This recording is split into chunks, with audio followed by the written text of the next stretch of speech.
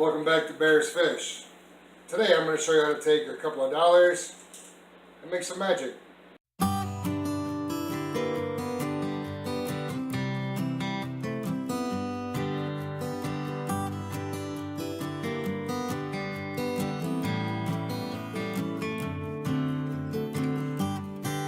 So today I am going to make a box filter for a fish tank. Now I really did mean dollars, just a few dollars. I'll show you what I got here at the dollar store, and then I'm going to show you how I put it together and make this really cool filter. So $1 at the dollar store. $1 at the dollar store. Yes, it's more than just a prop for the beginning of a video.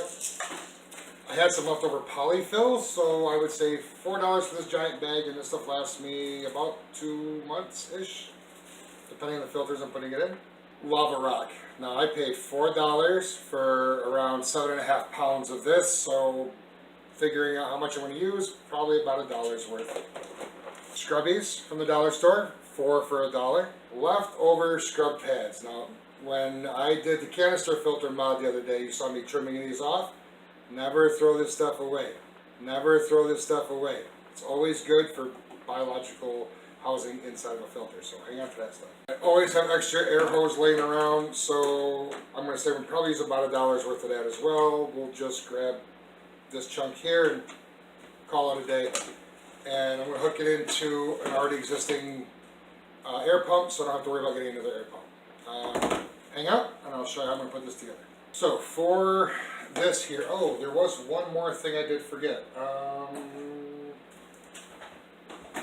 A little scrap piece of plastic canvas. Now this is going to be used for a pipe to sit inside of. I'm going to just go ahead and destroy this now, because really I just need the tube. I don't need any of the sparkly stuff, although I'm sure I'll find a use for that in another video coming up. Just have to watch for that sooner or later. Take a razor blade, and I can either clean the ends of this really good, or just cut the damn thing off because it needs to get cut anyways. The height of the container plus an additional couple of inches. I'm just going to take and I'll grab the Sharpie really quick off camera here. We're just going to make a quick outline of our pipe with the Sharpie, and then you can drill it, you can melt it, you can just take your time with a razor and cut the stupid thing out. Okay, so the first thing we do is entirely jack this up, and then we reshoot the video, and hopefully we can butcher some of the information on the older one for this video. But just in case I miss anything, take your dollar store container. We go ahead and make a quick outline of the tube with the Sharpie. And then we got to get that cut out of there. So you can watch along, but it's going to be in fast motion.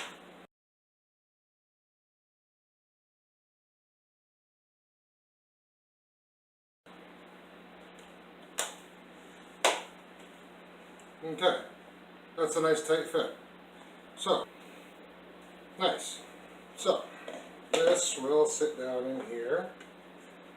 And there's a couple of different ways we can make sure that we get the airflow go through. Again, melt some holes, drill some holes, whatever it is you got to do. Personally, I don't feel like breaking out the drill for this project, so I'm just going to make some little notches at the bottom of the tube.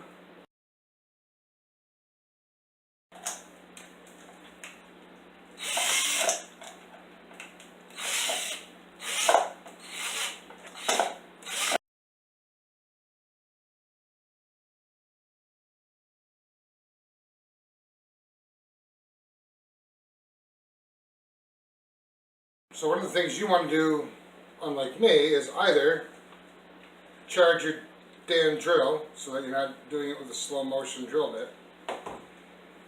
Go a little slower than I did so that you're not breaking the cover. Second one today.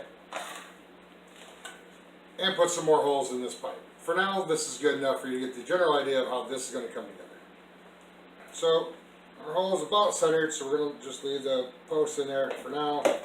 We're adding some lava rock, varying sizes, to add weight and a home for all the beneficial bacteria to reside. Now How much you put in is entirely up to you. I say the more the merrier, but I also have some other forms of media that I'm going to put in here. These pieces of felt or scrubby are going to go in here, because once they're seated I can move them from filter to filter to seed the next filter.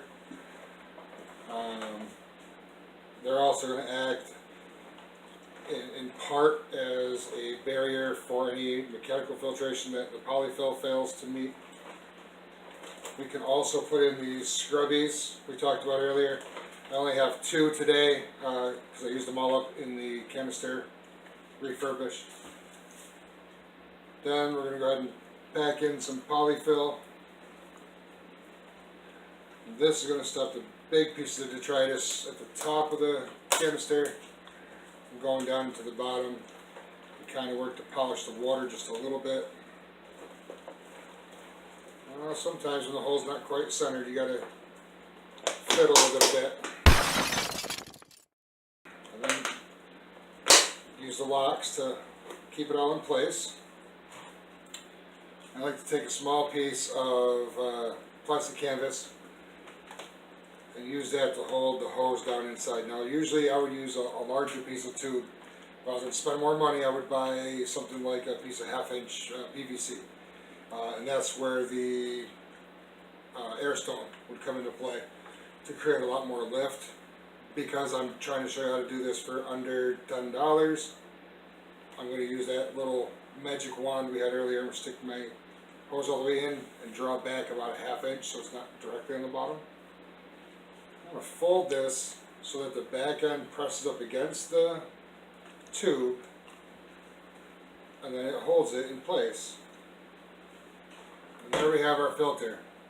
Now, I can add more holes, I can add larger holes if I wanted to. The more air you flow through this, the better off it's going to work. You can use all sorts of media in here. I'm talking lava rocks, scrubbies, straws. I showed you these earlier because these are definitely a form of media that I've used in the past and they've worked very, very well.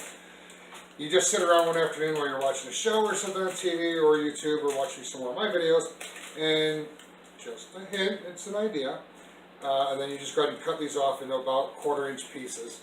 It creates a surprising amount of surface area for beneficial bacteria to live in. You take a bunch of these along with some gravel that's been seeded in an aquarium for a while, toss in the bottom of one of these filters with some other stuff up on top, and again some polyfill up on there, and you're good to go. You've got a nice, easy, quick filter. These will work in any tank.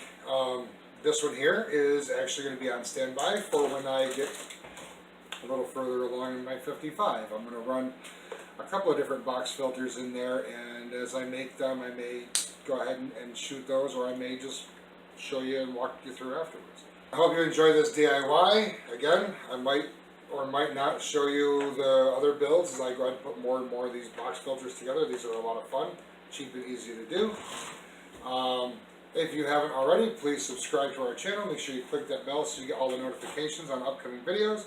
We are inconsistent for a lot of really good reasons. Make sure you follow us on Twitter, Facebook, and definitely on Instagram. We got a lot of content that gets put out there, so check us out. Hope you have a good day.